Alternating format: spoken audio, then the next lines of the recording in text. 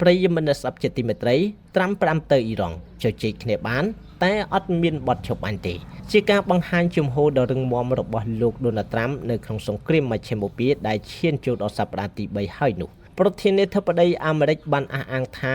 នឹងគ្មានបទឈប់បាញ់ជាមួយអ៊ីរ៉ង់ឡើយតែភាគីទាំងពីរអាចជជែកគ្នាបានថ្លែងប្រាប់អ្នកសារព័ត៌មាននៅក្នុងសេតវិមានកាលពីថ្ងៃសុក្រទី20ខែមីនាឆ្នាំ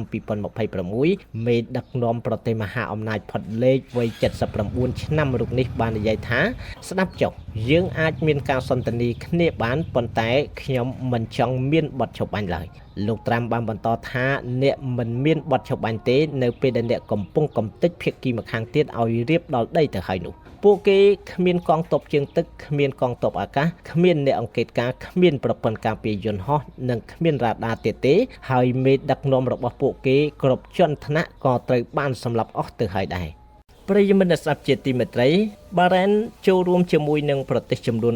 19ត្រៀមខ្លួនរួចជាស្រេចដើម្បីធ្វើសកម្មភាពដើម្បីធានាសុវត្ថិភាពច្រកសមុទ្រហូមូសរដ្ឋាភិបាលបារ៉ែនបានចូលរួមសេចក្តីថ្លែងការណ៍រួមគ្នាជាមួយប្រទេសសម្ព័ន្ធមិត្តចំនួន19នៅទូទាំងទ្វីបអឺរ៉ុបនិងអាស៊ីដោយប្រកាសពីការត្រៀមខ្លួនរួចជាស្រេចដើម្បីធានាវិធានការចាំបាច់ទាំងអស់ដើម្បីធានាសន្តិសុខនៅក្នុងច្រកសមុទ្រហូមូសសម្ព័ន្ធភាពនេះរួមមានจากក្រភពអង់គ្លេសបារាំងអាល្លឺម៉ង់អ៊ីតាលីហ៊ូឡុងជប៉ុនកាណាដាកូរ៉េខាងត្បូងនូវេសេឡង់ដាណឺម៉ាក់ឡាតវីស្លូវេនីអេស្តូនីនូវេសស៊ុយអែតហ្វាំងឡង់សាធារណរដ្ឋឆែករូម៉ានីនិងលីទុយអានីសេចក្តីថ្លែងការណ៍នេះថ្កោលទោសយ៉ាងខ្លាំងចំពោះសកម្មភាពរបស់អ៊ីរ៉ង់ជាពិសេសគឺការវាយប្រហារលើនាវាពាណិជ្ជកម្មនិងហេដ្ឋារចនាសម្ព័ន្ធស៊ីវិលក៏ដូចជាការរំខានដោយខុសច្បាប់នៃផ្លូវសមុទ្រក្រុមនេះបានអំពាវនាវឲ្យអ៊ីរ៉ង់បញ្ឈប់នៅការដាក់ពង្រាយមីនការវាយប្រហារដោយយន្តហោះគ្មានមនុស្សបើកនិងមីស៊ីលជាបន្ទាន់និងអនុវត្តតាមសេចក្តីសម្រេចលេខ